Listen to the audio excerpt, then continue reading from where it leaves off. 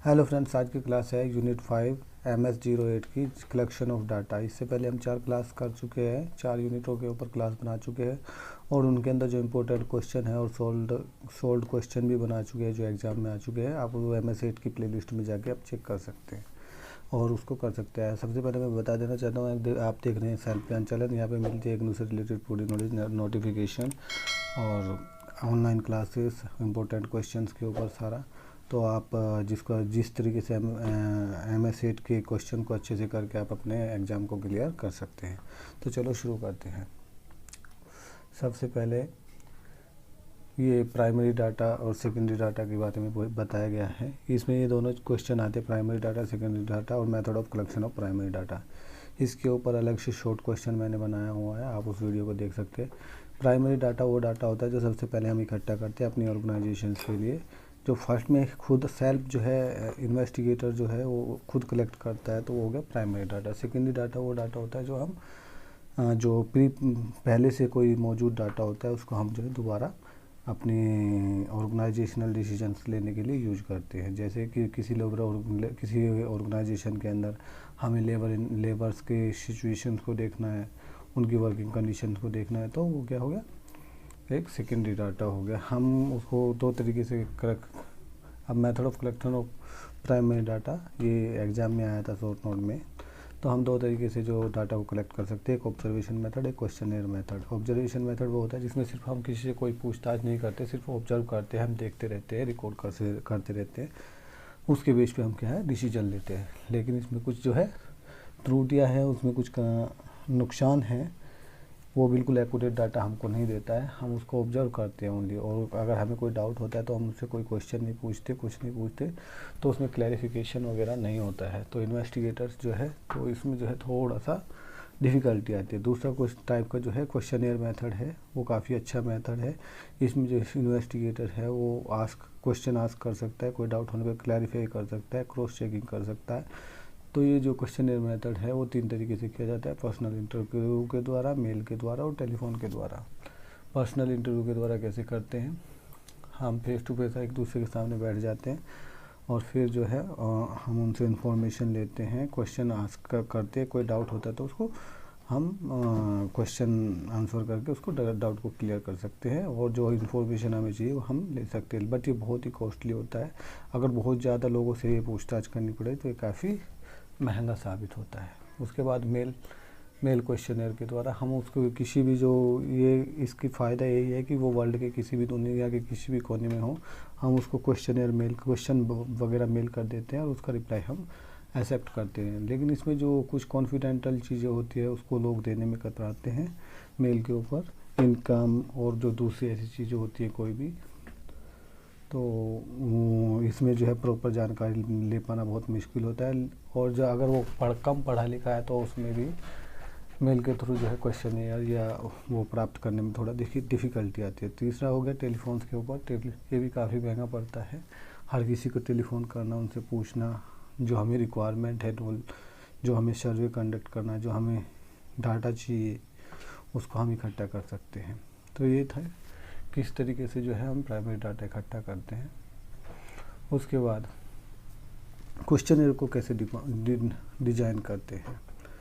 अगर हमें कोई सर्वे करना है, हमें कोई डाटा लेना है, डाटा कलेक्शन करना है, तो हमें कुछ अपना एक क्वेश्चनर बनाना पड़ेगा। वो क्वेश्चनर जो है किस तरीके से हम उसको डिज़ाइन करना चाहिए। सबसे पहले एक कवरिंग लेटर होना चाहिए जिसमें जो पर्पज़ लिखा हो कि ये डाटा हम किस लिए ले रहे हैं और जो डाटा आप दोगे वो कॉन्फिडेंशियल रहेगा, हम उसको किसी भी तरीके से रिवील नहीं करेंगे। दूसरा, क्वेश्चन जो है उसमें कितने होने चाहिए, मैक्सिमम 15 से 40 के बीच में क्वेश्चन आप रख सकते हैं। ज़्यादा क्वेश्चन रखने पर क्या है, जो रेस्पोंडेंट है वो थोड़ा अनकम्फर्टेबल फील करते हैं। और जो शुरू के क्वेश्चन है वो अच्छी तरीके से डिज़ाइन होने चाहिए, बाद के क्वेश्चन थोड़ा हार्ड हम उसमें रख सकते हैं। उसके बाद क्वेश्चन जो है वो सिंपल, छोटा और बिना किसी एम्बिगुअस नहीं होना चाहिए। छोटा होगा, सिंपल होंगे, जैसे उनसे पूछा जा सकता है क्या आप इलिटरेट हो, क्या आप, तो इसमें थोड़ा सा कन्फ्यूजन आ जाता है। तो आप उनसे पूछ सकते हो कि क्या आपने हाई स्कूल पास किया, ग्रेजुएशन किया, पोस्ट ग्रेजुएशन किया। अगर यस बोलता है तो आगे का जो क्वेश्चन है उसके ऊपर डिपेंड हो सकता है। तो कई क्वेश्चन जो है एक क्वेश्चन के ऊपर दूसरा क्वेश्चन डिपेंड होता है। अगर फर्स्ट क्वेश्चन जो है उसने नो बोल दिया या यस बोल दिया तो अगला क्वेश्चन नल एंड अवॉइड हो जाता है। तो दिस टाइप की एम्बिग्यूअस जो है एम्बिग्यूटी को कम करना है।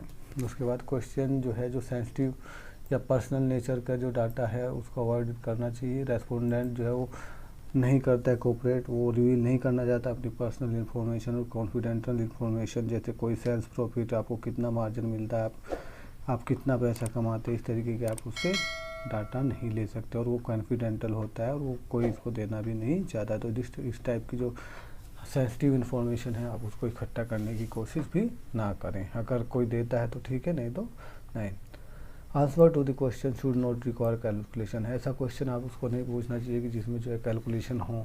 जो कम पढ़े लिखे हैं वो उसको ठीक से जवाब देने की कोशिश नहीं करेंगे या उसको रिप्लाई नहीं करेंगे, जिससे जो है आपका डाटा कंप्लीट नहीं हो गया। लॉजिकल अरेंजमेंट, हमें जो अपना क्वेश्चन है वो लॉजिकल अरेंजमेंट में उसको एक सिस्टमेटिक तरीके से, पहले सिंपल क्वेश्चन, फिर थोड़ा सा हार्ड और लास्ट में जो क्वेश्चनों को कुछ क्वेश्चन हैं जिनके आंसर देना नहीं चाहते हैं रेस्पोंडेंट, तो वो आप रख सकते हैं। Cross check and footnotes, हम कुछ का क्रॉस चेक भी कर सकते हैं इन्फॉर्मेशन जो उसने प्रोवाइड किया हुआ है। जैसे कि क्या आप इनकम टैक्स जमा करते हैं, डायरेक्टली ये पूछ के कि आप कितनी जो है पैसा कमाते हो, तो आप जो है उनसे पूछ सकते हो कि क्या आप इनकम टैक्स जमा करते हो, तो वो हो सकता है। अगर आप उनसे पूछोगे कि आप जो किसी ऐसे कुछ क्वेश्चन होते हैं जिनमें लगता है कि मैं इस ग्रुप में आता हूँ या इस ग्रुप में आता हूँ, मान लिया किसी की 1000 से 2000, 2000 से 3000, 3000 से 4000 के बीच में कोई इनकम है, तो मान लिया 2000 बोला, तो वो किस ग्रुप में, तो उसमें क्या है, थोड़ा सा वो आ रहा है कि कौन से ग्रुप में उसको रखें। तो इस तरीके की वो नहीं होना चाहिए कि किस ग्रुप में उसको रखें, बिल्कुल क्लियरली मेंशन होना चाहिए कि इस चीज़ से इस चीज़ के बीच में इस ग्रुप में आएगा। तो क्रॉस चेक और फुट नोट्स के बारे में मैंने बता दिया। ये एक जो है इग्नू ने डिप्लॉयमेंट मैनेजमेंट का एक ऑब्जेक्टिव असेसमेंट फॉर्मेट दिया। रोल नंबर, नाम, ऑर्गेनाइजेशन, आप किस ऑर्गेनाइजेशन में काम करते हैं, किस टाइप की है, कौन से ओहदे पे है, कौन से टॉप लेवल पे आप काम करते हैं, आपका जो ऑर्गेनाइजेशन है वो डिफेंस है, मैन्युफैक्चरिंग है, ट्रेडिंग है या क्या है, तो उसका टर्नओवर लगभग कितने लाख में या करोड़ में है, उसमें नंबर ऑफ़ एम्प्लॉयज़ कितने हैं, जो आपने जो कोर्स किया तो इसकी इम्पोर्टेंस क्या है, जो डिप्लोमेंट मैनेजमेंट कर रहे हो, ठीक है। इस टाइप के क्वेश्चन आस्क किए जा सकते हैं। उसके बाद आता है pre testing of question area. वो जो पिछले जो क्वेश्चन आपने पढ़े उस टाइप के क्वेश्चन आपको आ सकते हैं। मैं जो नॉन मैथमेटिकल स्टूडेंट है, जो मैथमेटिक्स के क्वेश्चन में करने में थोड़ा डिफ़िकल्टी महसूस होता है, वो इस टाइप के शॉर्ट नोट पक्का करे ताकि उसको अच्छे मार्क्स मिले और वो मैथमेटिकल में कम भी लाता है तो वो पास हो सके आसानी से। इस तरीके से जो है आप अपना एमएसेट को क्लियर कर सकते हैं। फिर भी आपको कोई डाउट आता है तो हमारे जो है मुझे कमेंट कर सकते हैं और हमारे चैनल को लाइक और सब्सक्राइब पक्का करें, क्योंकि एग्ज़ाम के टाइप में मैं आपको जो है इंपॉर्टेंट क्वेश्चन बताने की कोशिश करूँगा और जब भी आपको वीडियो जो है अच्छी वीडियो आएगी तो आप उसको क्लियर कर सकते हो आज तक।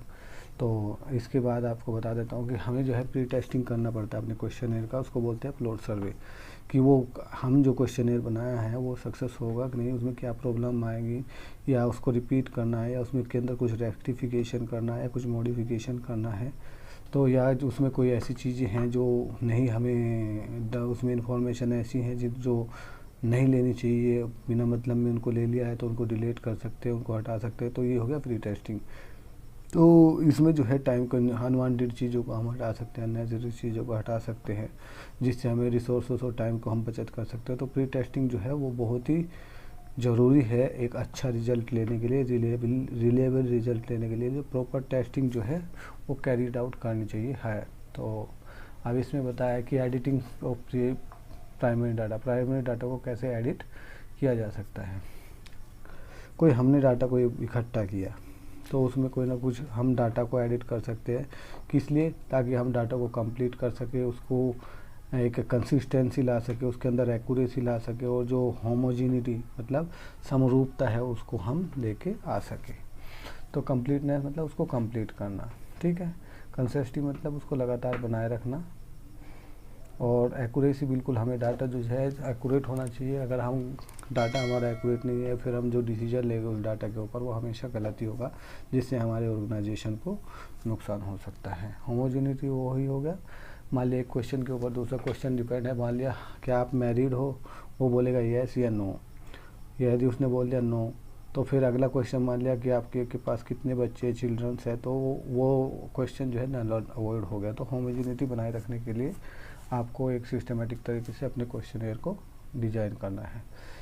एक आता है कि सोर्स ऑफ सेकेंडरी डाटा के क्या क्या सोर्स है। सेकेंडरी डाटा के सोर्स को हमने 2 कैटेगरी में डिवाइड किया गया, एक पब्लिश सोर्स, एक अनपब्लिश सोर्स। जो प्रकाशित है, जो नहीं प्रकाशित है। प्रकाशित सोर्स वो होते हैं जो बहुत सारी ऑर्गेनाइजेशंस, इंटरनेशनल ऑर्गेनाइजेशन जो है अपने डाटा को पब्लिश करती हैं, जैसे central statistical organisation CSO, national sample survey NSSO, ठीक है, commissioner of India, labour bureau, federation of chamber of commerce and industries, ICAR, WHO, UNO, ILO, IMF। ये जितना भी डाटा जो है पब्लिश करते हैं वो ऑथेंटिकेटेड होता है। आप उसको as a secondary data use कर सकते हैं।